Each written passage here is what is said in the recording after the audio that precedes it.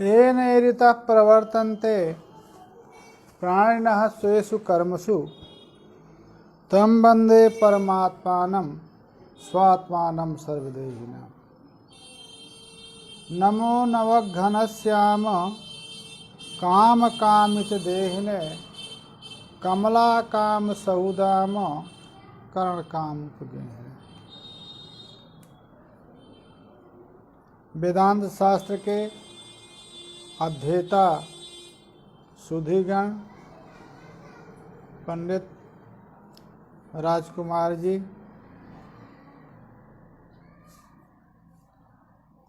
पंचदशी महाभूत विवेक प्रकरण पर बातें हो रही थी कि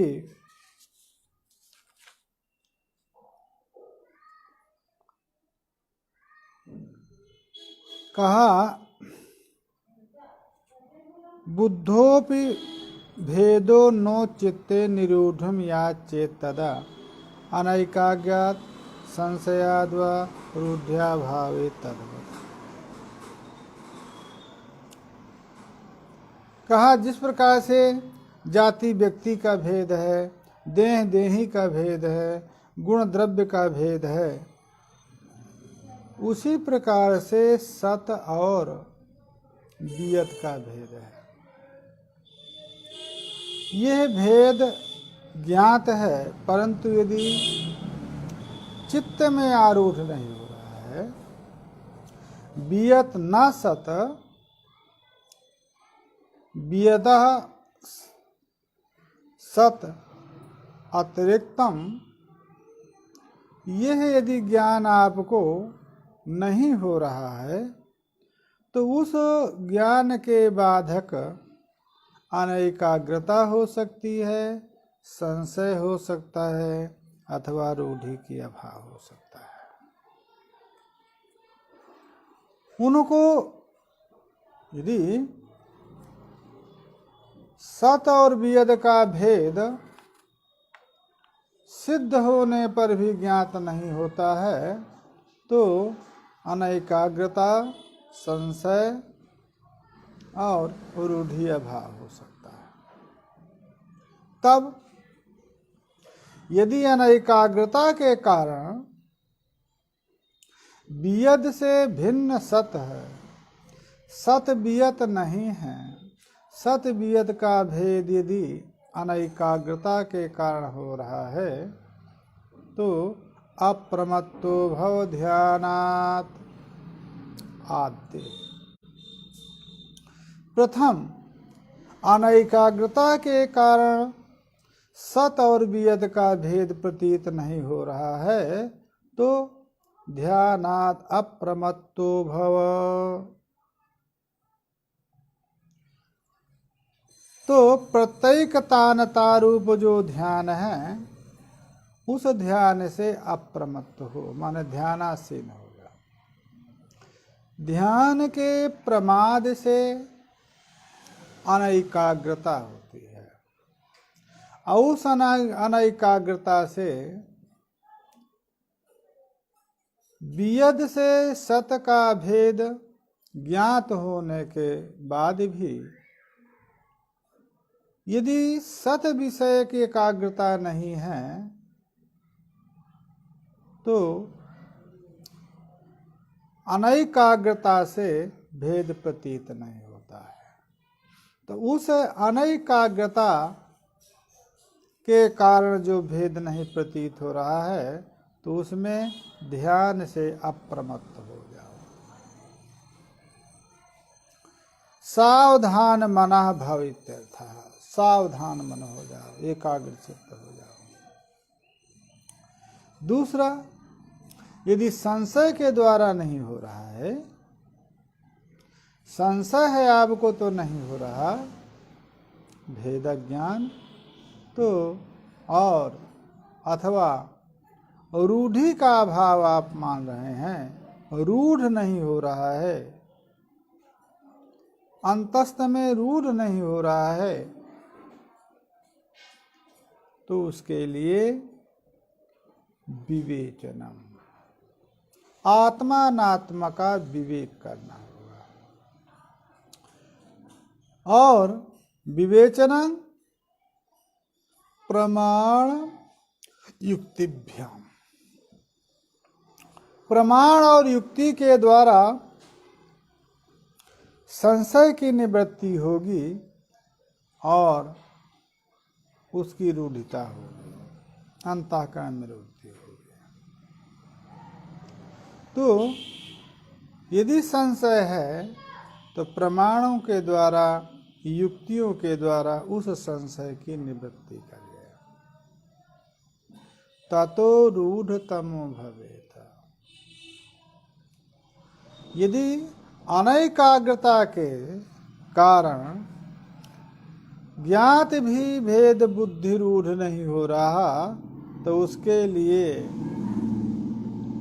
सावधान मनः भव, समाहित मन हो जाइए, प्रमाद से अप्रमत्त हो जाइए। और यदि संशय के कारण रूढ़ि को नहीं प्राप्त हो रहा है, रूढ़ नहीं हो रहा है, अंतस्थ नहीं हो रहा है, तो उसके लिए प्रमाण युक्तिभ्याम विवेचन को, प्रमाण और युक्ति के द्वारा उसका विवेक करना होगा। ततो रूढ़तमो भवेत्। प्रमाण युक्ति के, प्रमाणों के द्वारा, युक्ति के द्वारा जब आत्मानात्म का विवेक, सत और वियत का विवेक हो जाएगा तो अपने आप रूढ़ हो जाएगा। सत भिन्नम वियत भिन्नम वियत ना सत, यह जो प्रतीति है, भेद प्रतीति है, हो जाएगी।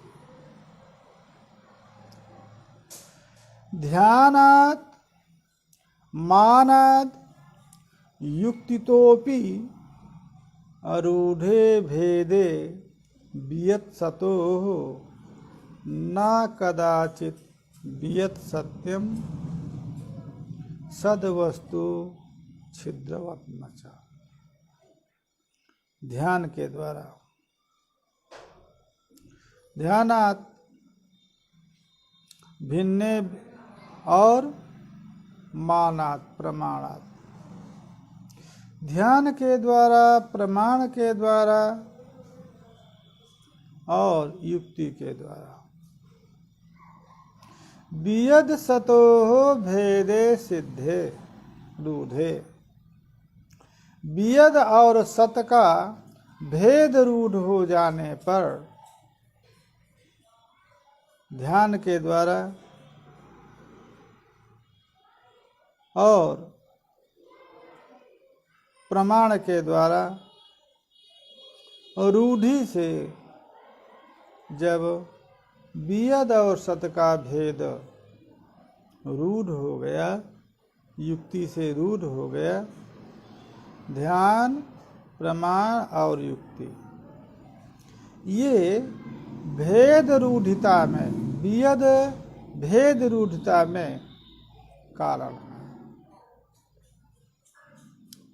यदि सिद्ध भेद भी रूढ़ नहीं हो रहा तो उसके लिए तीन कारण हैं। ध्यान जो अनैकाग्रता का प्रतिबंधक है, और प्रमाण और युक्ति जो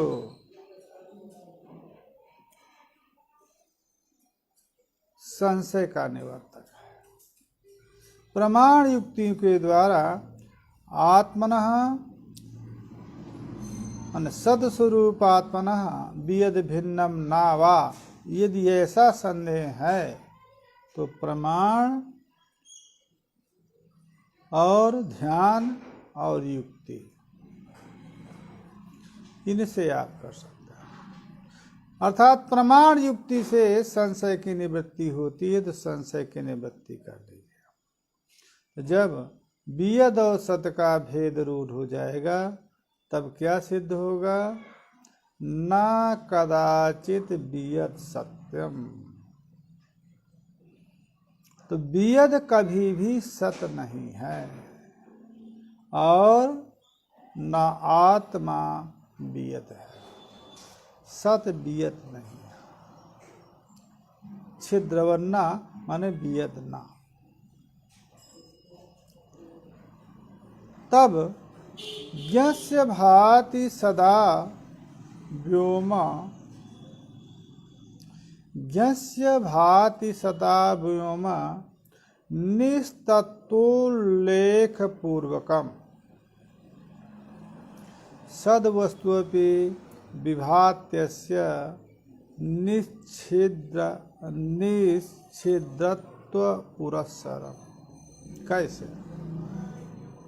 प्रमाण युक्ति के द्वारा, प्रमाण से और युक्ति से जब वियद और आकाश का भेद सिद्ध हो जाएगा, रूढ़ हो जाएगा, तब यस्य जानाति यह ज्ञः प्रमातुः यस्य, जानने वाले को सदा व्योम निस्तत्तोल्लेख पूर्वकम भाते। वियद निस्तत्वम, तद निस्तत्व उल्लेख पूर्वक जो है वियद की प्रतीति होती है। जब युक्ति और प्रमाण के द्वारा वियद और सत का भेद सिद्ध हो गया, तो ऐसे जिसको भेद सिद्ध हो गया है, जिसको भेद रूढ़ हो गया है, ऐसे प्रमाता को आकाश जो है निस्तत्व रूप प्रतीत होता है। और सद वस्तु की भी प्रतीति होती है, परंतु अस्य निश्छिद्रत्व पुरस्सर, छिद्रत्व पुरस्सर नहीं होते। छिद्रम आकाशम, आकाश निराकाश पूर्वक माने आकाश भेद पुरस्सर प्रतीत होते हैं। इसलिए सद का असद जो वियद है और सद जो आत्मा है, इसका विवेक प्रमाण युक्ति के द्वारा करना होगा। और यदि विवेक अज्ञात है फिर भी रूढ़ नहीं हो रहा, तो उसके लिए ध्यान करना होगा। वासनायाम प्रबद्धायाम वियत सत्यत्ववादिनम सन्मात्राबोधयुक्तम च दृष्ट्वा विस्मयते। कहा प्रबल वासना है जिन लोगों को, वेद मिथ्यात्म सतो वस्तुत्व च चिंतयता किम भवति। वेद मिथ्या है, कहा इसका फल क्या होगा। वेद यदि निस्तत्व रूपेण प्रतीत हुआ और आत्मा यदि सद रूपेण प्रतीत हुआ, तो इसका फल क्या हुआ। कहा इसका फल यही हुआ कि वासनायाम प्रबद्धायाम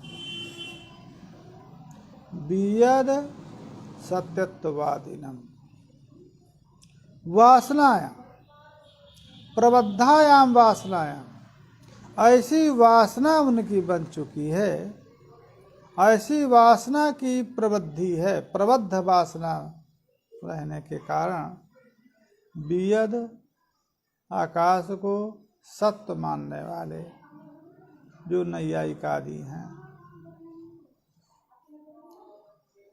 वियद सत्यत्ववादिनम सन्मात्रा अबोध युक्तम दृष्ट्वा विस्मयते बुधाः।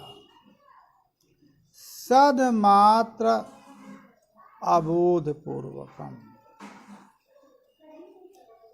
सद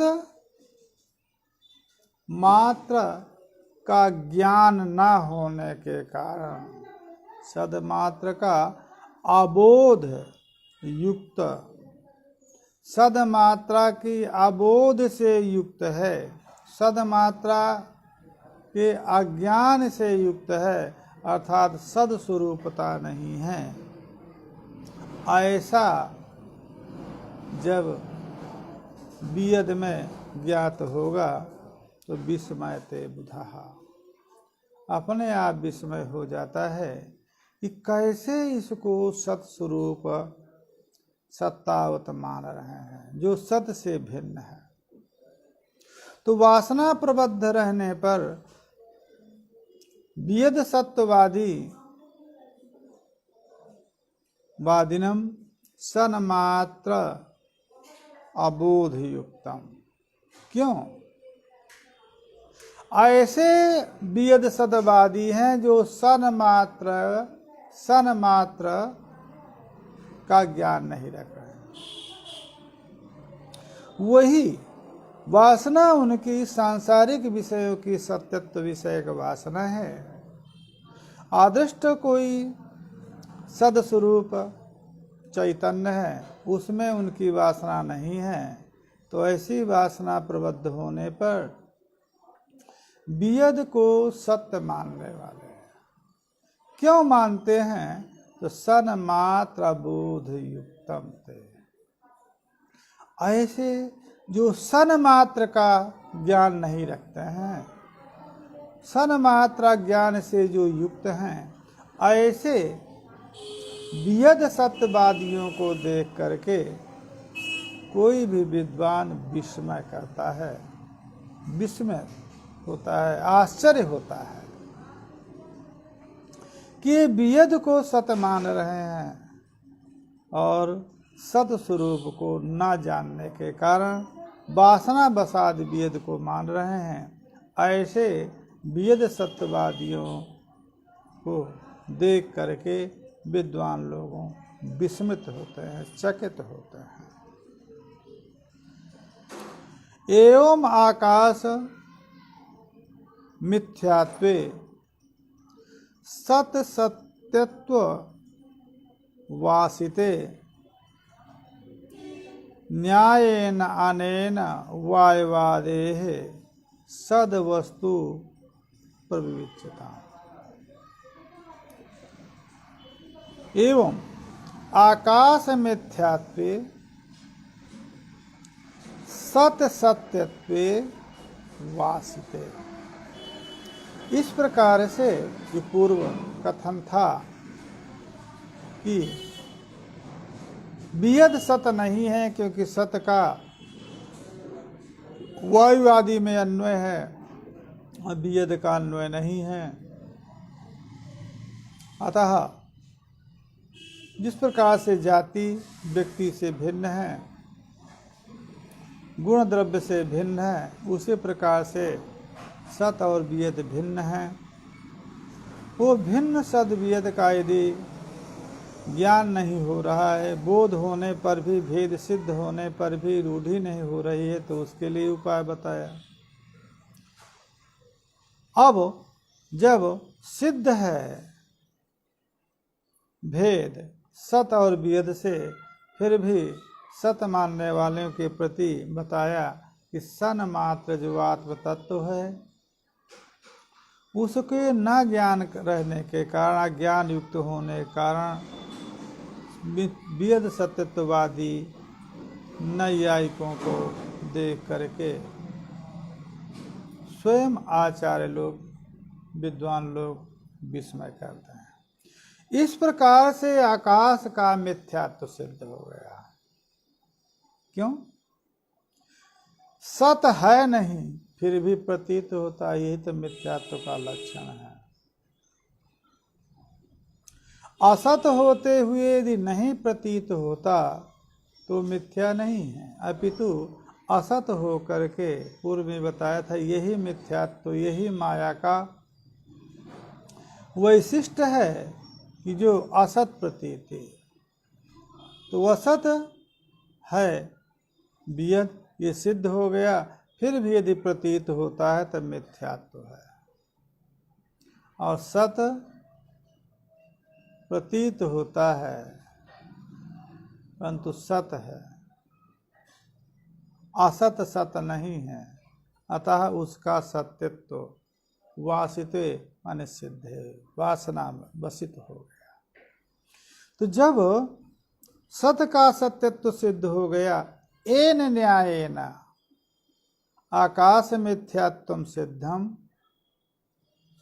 सत सत्यत्वम सिद्धम तेनैव न्यायेन वायवादेः सद्वस्तु प्रविवेच्यता। वायुवादी से भी सद्वस्तु आत्म तत्व का विवेक करना होगा। क्यों? उस वही न्याय है। वायु सत नहीं है, क्योंकि सत का अन्वय वायु से अतिरिक्त तेज आदि में है, अब वायु का अन्वय नहीं है, इसलिए विवेक हो गया। विवेक होने पर सत से भिन्न वायु है, फिर भी प्रतीत होता है, इसलिए उसका भी मिथ्यात्व है। एवं न्यायेन वायुवादेः वायुवादी से भी सद्वस्तु का पूर्व न्याय से जो न्याय वियद और सद के विवेक के लिए किया था, वही न्याय से सत वायु और सत का वायु आदि वायु तेज जल आदि से भी सद का विवेक हो जाएगा। सद वस्तुनि एक देशस्थाः माया तत्रैक देशम वियद तत्रापि एक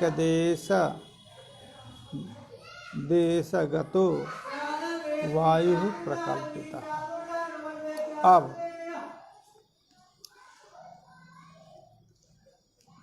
अब देश भेद बता रहे हैं कि जो सद वस्तु है वो व्यापक है, अनवच्छिन्न है, और उसमें माया एक देश है, पूर्व में बता दिया था।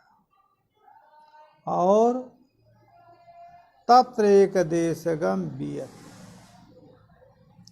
माया के एक देशग वियत है, और तत्रापि एक देशगः वायु, और उस आकाश के एक देश में वायु है, क्रम है। क्योंकि यतः माया मूल कारण है, तो माया का एक देश ही वियद होगा। और तस्माद् आत्मनः आकाशाद् वायु, आकाश वायु से उत्पन्न है, वायु आकाश से उत्पन्न है, अतः आकाश का एक देश वायु। तद एक देश को वायु प्रकल्पितः। तो सद वस्तु जो आत्म तत्व है, उसके एक देश में माया है, और माया के एक देश में वियद है, और उस वियद के एक देश में वायु प्रकल्पित है, काल्पनिक है, क्योंकि सभी प्रकल्पना मात्र है। आत्मा अतिरिक्त सकल प्रपंच प्रकल्पना है, दृष्टि सृष्टिवाद है। जो दिखाई दे रहा है, प्रतीत हो रहा है, वही सृष्टि है, इसके अतिरिक्त कोई न सर्जन है, न वस्तु का स्वरूप है। ये बताने के बाद अब बता रहे हैं उनके धर्म। सोसस्पर्शौ गतिर्वेगो वायु धर्मा इमे त्रयः स्वभावाः सन्माया व्योमनाम एतेपि वायु गुणाः। अब ये सिद्ध करना चाहते हैं कि वायु माया से भी जायमान है और आकाश से भी जायमान है। नियम क्या है? यह शास्त्र संगत लोक संगत है कि उपादान के जो गुण होते हैं उपादेय भूत कार्य में प्रतीत हो।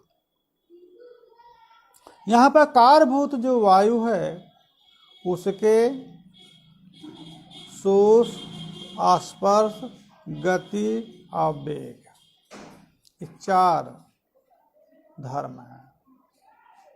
4 उसके स्वाभाविक धर्म हैं। शोषण करना, सुखाना, स्पर्श, शोष है, स्पर्श है, और गति है और वेग। ये तो वायु के स्वतः धर्म है, ये वायु के स्वगत धर्म है। त्रयः स्वभावाः शोषस्पर्शो गतिर्वेगो वायु, त्रयः स्वभावाः।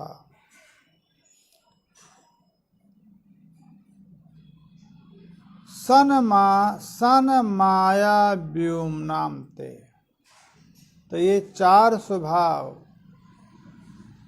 वायु धर्म हो गए। और सन माया व्योमनाम, ये त्रया स्वभावा तेपि वायुगाः।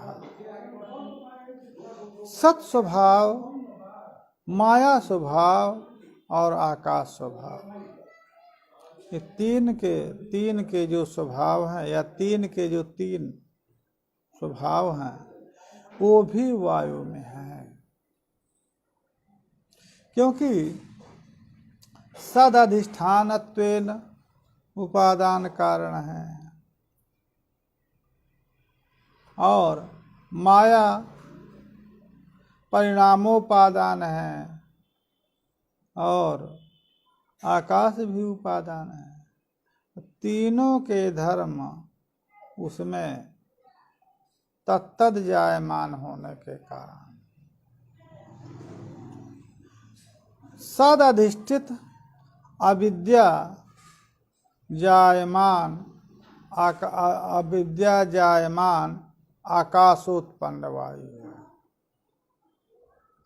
इसलिए सत में अधिष्ठित है तो सद भी कारण हुआ, माया का परिणाम है, माया कारण हुआ, और आकाश से उत्पत्ति भी वायु की कही गई तो आकाश भी कारण हो गया।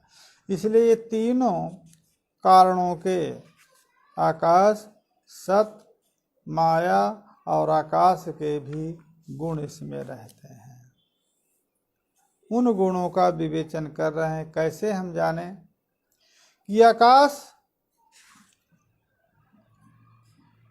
सत, माया और आकाश तीनों के भी गुण उसमें हैं, ये कैसे जान सकते हैं? तो बता रहे हैं, वायु अस्तीति सद्भावः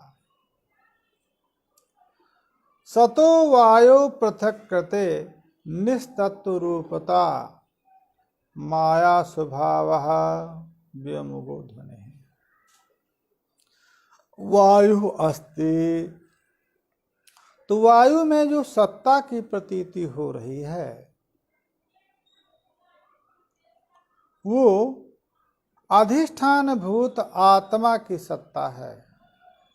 अतः सत प्रतीति जो होती है वो आत्मा अधिष्ठित होने के कारण,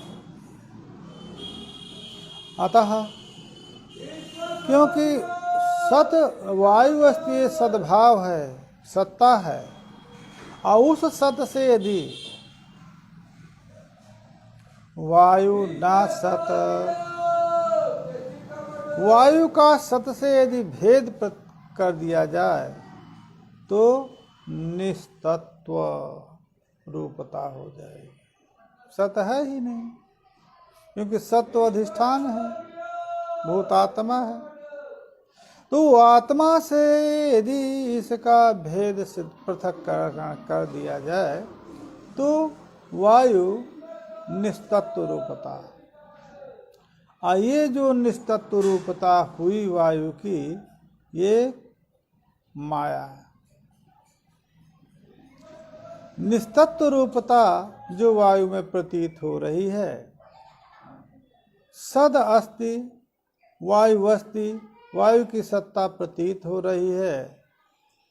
सद अधिष्ठान आत्मा में अधिष्ठित होने के कारण और सद अधिष्ठान आत्मा से पृथक कर लेने पर वायु की जो निस्तत्व रूपता प्रतीत होती है वही माया है, वही माया का स्वभाव है।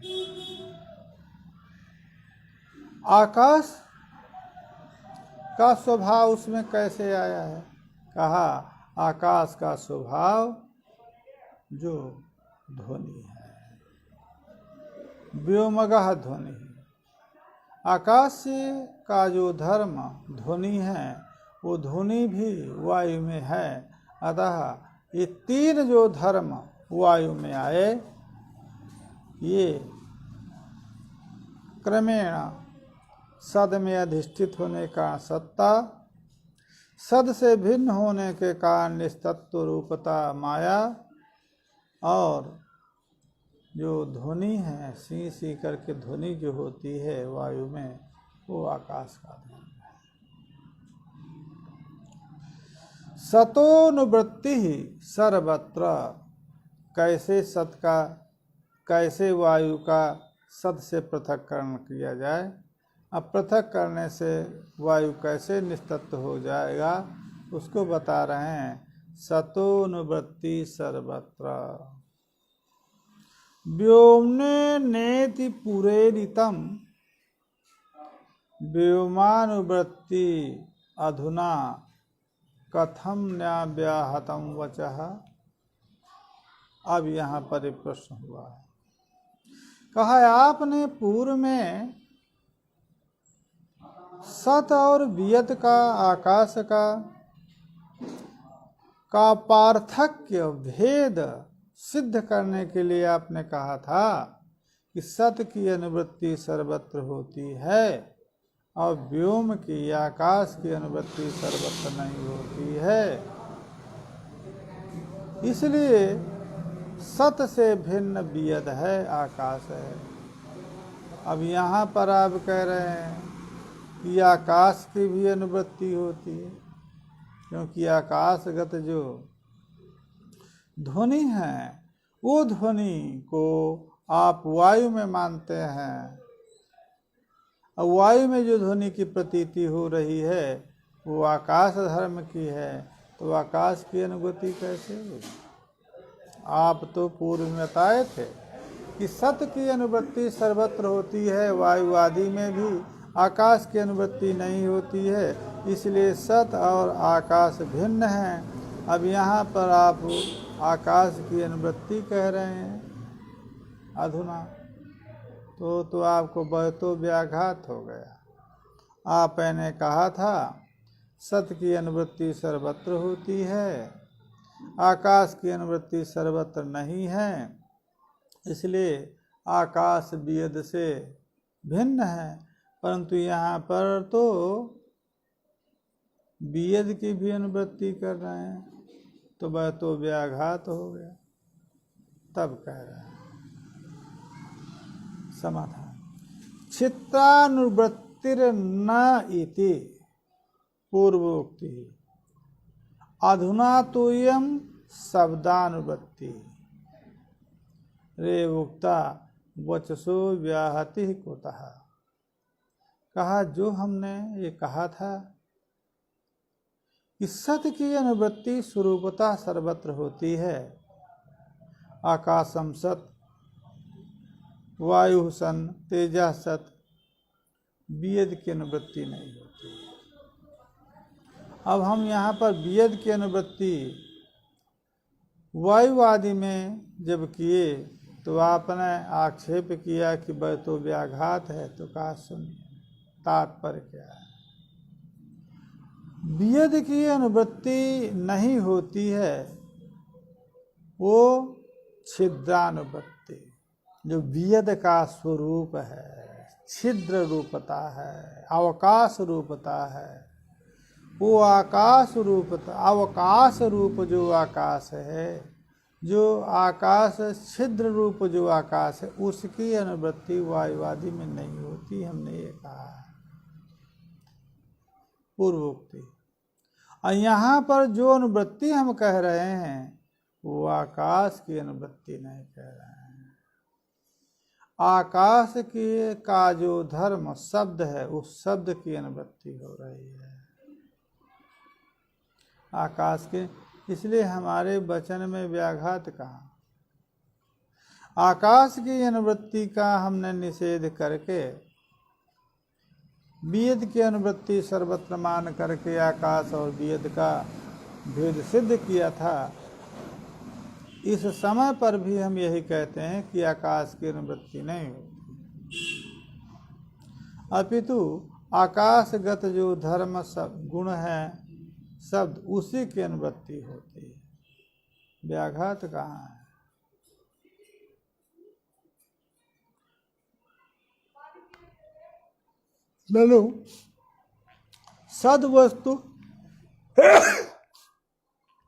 ननु सद्वस्तु पार्थक्यात् असत्वं चेत तदा कथम अव्यक्त माया वैषम्यात् अमायामयतापिनो।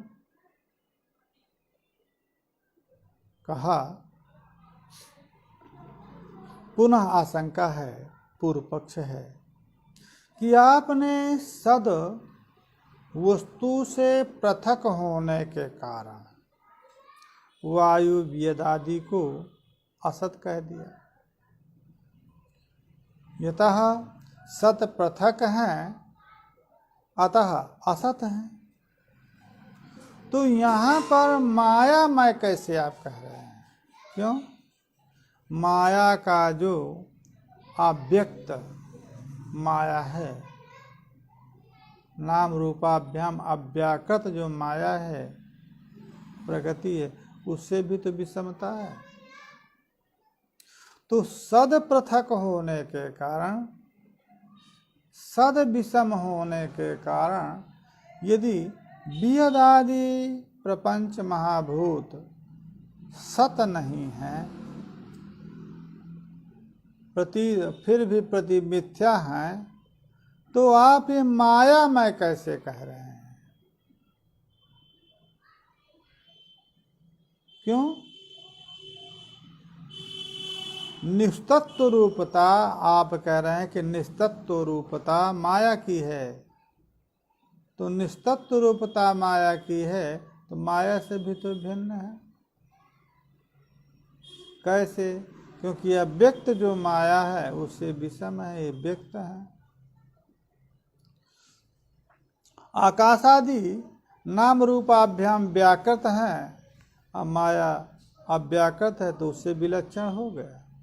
तो उससे जब विलक्षण हुआ, माया से जब विलक्षण हो गया वेद आदि, तो निस्तत्व कैसे होगा? सद से विलक्षण होने के कारण सत नहीं हो सकता, तो माया से भी विलक्षण है, क्योंकि माया अव्यक्त स्वभाव है और ये जो वेद आदि हैं व्यक्त स्वभाव हैं। तो अव्यक्त स्वभाव माया से विलक्षण होने के कारण मायामय माने निस्तत्व नहीं हो सकते हैं। इतिनो निस्तत्व रूपता एवत्र मायत्वस्य प्रयोजिका सा शक्ति कार्योः तुल्या व्यक्ता व्यक्तत्व भेदिनो। कहा ये जो मायामयता है यहाँ पर निस्तत्व रूपता ही मायामयता है। निस्तत्व रूपता मायामयता है इस वेद आदि महाभूतों में। तो निस्तत्व रूपता अमायात्वस्य प्रयोग, यतः निस्तत्व रूप है अतः मायामय है, मायात्व है। निस्तत्व रूपता कैसे सिद्ध हुई? निस्तत्व रूपता इस सद से भिन्न होने पर प्रतीति हो रही है, इसी से निस्तत्व रूपता सिद्ध हो गई। निस्तत्व रूपता माया में है, अतः वही निस्तत्व रूपता ही माया की प्रयोगिका है। वेदादि प्रपंचः मायामयः निस्तत्वात्, तो मायामय है क्योंकि निस्तत्व है। सा शक्ति कार्यो तुल्या, वो जो मायामयता है, वो माया माने निस्तत्व रूपता है। वो जो निस्तत्व रूपता है वो शक्ति माया में और शक्ति के कार्य वेदादि महाभूतों में समान है।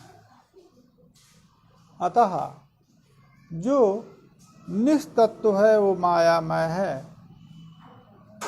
तो वो निस्तत्व रूपता शक्ति और जो माया है अविद्या में तुल्य है। व्यक्ता व्यक्त भेदिनो, व्यक्ता व्यक्त का भेद जिसको सिद्ध है, उनके लिए वो लोग भी जो व्यक्त और अव्यक्त, व्यक्ता व्यक्त भेदी, व्यक्ता व्यक्त का भेद है जिसमें, ऐसा जो शक्ति और कार्य व्यक्ता व्यक्त, तो व्यक्त रूपता कार्य में, अव्यक्त रूपता उसमें, अतः व्यक्ता व्यक्तत्व का जो भेद है, एक व्यक्त है कार्य, शक्ति जो है व्यक्त है, तो ये व्यक्ता व्यक्त भेदी जो शक्ति और कार्य हैं उसमें निस्तत्व रूपता समान है, तुल्य है। तो उस निस्तत्व रूपता के कारण ही मायामय मान लिया जाता है। सदसत्व विवेकस्य प्रस्तुत्वात् ना पुस्तत्वा सा चिंतताम, असतो अवांतरो भेदः आस्ताम तद चिंतयात्र किम। क्या सुनिए, अब वो असत से जो वो अनिर्वचनीय है विद्या, उससे भिन्न है कि नहीं है, आकाश से वायु भिन्न है कि नहीं है, ये सब विवेक करने की कोई आवश्यकता नहीं, ये तो सभी जान जाए। यहाँ पर विवेक जो अपेक्षित है उसी विवेक को आप चिंतन का विषय बनाए। विवेक यहाँ पर विवेक सत और असत का, सत जो आत्मा है, असत जो प्रपंच है, वो विविक्त है कि नहीं है, यह विचार का प्रसंग है।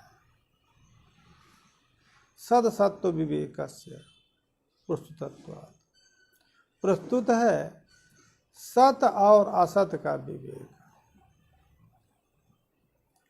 सचिंतता, उसी का चिंतन करना चाहिए कि सत और असत का विवेक है कि नहीं, वही चिंतन का विषय है।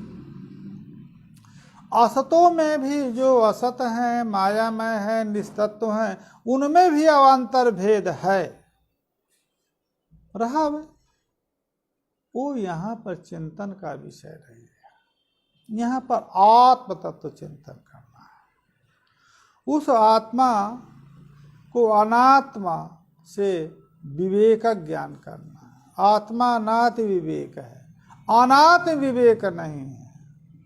अनात्म को जो असत है, अनात्म है, सद्भिन्न है, उसके विवेक के उपाय, उसके ज्ञान के उपाय लोक भी हैं, वो यहाँ पर प्रस्तुत नहीं है। प्रस्तुत है सत और असत का विवेक। सत आत्मा, असत मिथ्याभूत प्रपंच, उसका विवेक यहाँ पर अपेक्षित है, उसी की चिंतन करना चाहिए। असत में भी विवेक है, भेद है, परंतु वो यहाँ पर प्रस्तुत विषय नहीं है। सदवस्तु, सदवस्तु ब्रह्म शिष्टो वंशः वायु मिथ्या यथा वियत वासयित्वा चिरम वायु मिथ्यात्म मरुतम त्यजेत। कहा वायु को लेंगे तो सद वस्तु जो सत्ता प्रतीत हो रही है वो ब्रह्म है। वायु में जो सदंश प्रतीत हो रहा है, वायु अस्ति, वो जो सत्ता है, सद वस्तु है, वो ब्रह्म है। अन्य अंश जो है शिष्टो वंशः, शिष्ट अंश क्या होगा? निस्तत्वादि। शिष्ट अंश जो निस्तत्वादि है, अंश है, वो शिष्टो वंशः वायु, शिष्ट अंश में वायु, तो वायु मिथ्या यथा वियत। जिस प्रकार से सद अंश वियत में वियद अस्ति, जहाँ पर सद अंश है वो ब्रह्म अंश है, तद अतिरिक्त जो अंश वियद में है वो शिष्ट अंश मिथ्या है। उसी प्रकार से शिष्ट अंश जो वायु है वो भी मिथ्या है। वासयित्वा, ये वासना, ये निश्चय कर लिया जाए कि सत, जहाँ पर भी सत्ता प्रतीत हो रही है वो ब्रह्म है, ब्रह्म की सत्ता है।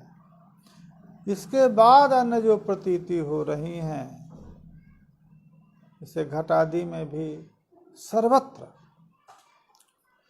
ब्रह्म, जहाँ पर सत्ता प्रतीति है वो सत्ता आत्म रूप है। अन्य जो नाम रूपात्मकता है वो वस्तु रूप का स्वरूप है। जिस प्रकार से तो वायु मिथ्यात्म मरुतम त्यजेत, तो वायु में वासयित्वा चिरम वायु, ऐसी वासना जब स्थायी हो जाएगी तब ऐसे वायु की अभिलाषा, ऐसे वायु की ग्रहण इच्छा किसकी होगी? जिसका कोई सदस्वरूपता नहीं है, जिसकी सत्ता भी नहीं है, अपितु वो जो उसका स्वयं का स्वरूप है वो निस्तत्व रूप है। जब ऐसा ज्ञान हो जाएगा तो मरुत विषयक माने वायु विषयक किसी को अभिलाषा इच्छा नहीं होगी।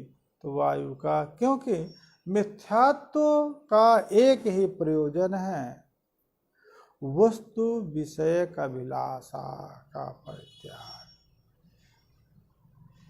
क्योंकि मिथ्यात्व विराग के प्रति हेतु है। तो जब वायु में यह ज्ञान हो गया कि वायु सत नहीं है, सत्ता वायु में आत्मा की प्रतीत हो रही है, अन्य जो स्वरूप वायु के हैं वो निस्तत्व हैं, तब वायु विषयक वासना नहीं रहेगी। इस वासना की निवृत्ति वायु विषयक विराग होगा। चिंतयेत बन्धिमप्येवं मरुतो न्यूनवर्तिनम ब्रह्मांडा आवरणेश्वेशा न्यूनाधिक विचारणा। वायु पर्यंत ही नहीं विचार। इसी प्रकार से तेज में भी विचार करें। तेज की भी स्थिति उसी प्रकार से सद वस्तु की एक देश में अविद्या, अविद्या की एक देश में आकाश, आकाश के एक देश में वायु, वायु के एक देश में तेज। चिंतेत बन्हिमपेश मरुतो न्यूनवर्ती। अब इस प्रकार से ब्रह्मांड आवरणेषु, जितना ब्रह्मांड आवरण, इसी प्रकार से न्यूनागति। उसके उत्तर में जल, जल से उत्तर पृथ्वी, पृथ्वी से जायमान, ये उत्तर उत्तर जो है न्यूनाधिक व्यवहार चलेगा। और इस न्यूनाधिक व्यवहार से यही सिद्ध होगा कि आत्मा के अतिरिक्त कोई सत नहीं है। तो जब आत्मा के अतिरिक्त कोई सत नहीं है तो वो असत विषयक किसी की अभिलाषा नहीं होगी, प्रवृत्ति नहीं होगी।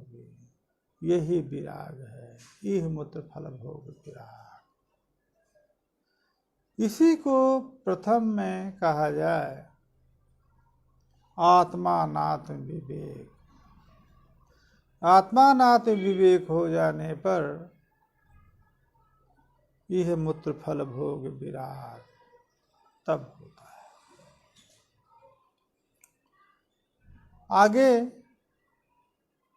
वायु दशांतता न्यूना बन्हे वायु प्रकल्पिता पुराणोक्तम तारतम्य दशांशैर्भूत पंचके। कहा वायु दशांशता न्यूना बन्हे, वायु से दशांश न्यून बन्हे प्रकल्पिता इति पुराणोक्तम। पुराणोक्त है, तारतम्य है, तो वायु वायु एतदंडम विशेषाख्यम कर्म बुद्धे दशोत्तरैः तो याद भी परिवृतम प्रधाने अमृतम वही। ये पुराण वचन है भागवत तृतीय स्कंध में। तो ये जो शास्त्र है, इस जो ये हमारा कथन है, इस कथन में पुराण वचन भी प्रमाण है। वायु दशांतता न्यूना बन्ही, वायु प्रकल्पिता है, वायु में प्रकल्पित है। ये पुराण युक्त भी तारतम्य दशांशैः भूत पंचके। दशांश भूत पंचके दशांशैः तारतम्यम पुराण वचन। इस प्रकार से सद से वियदादि विविक्त हैं, सद न होने पर प्रतीत होते हैं, तो इसलिए मिथ्या है। इसी के उत्तर में पुनः बन्ही के सुखी धर्म क्या हैं और परकीयता भासमान धर्म कहाँ कहाँ से आए, इसका विवेक आगे हम करेंगे। हरिओम। समझ समाप्त।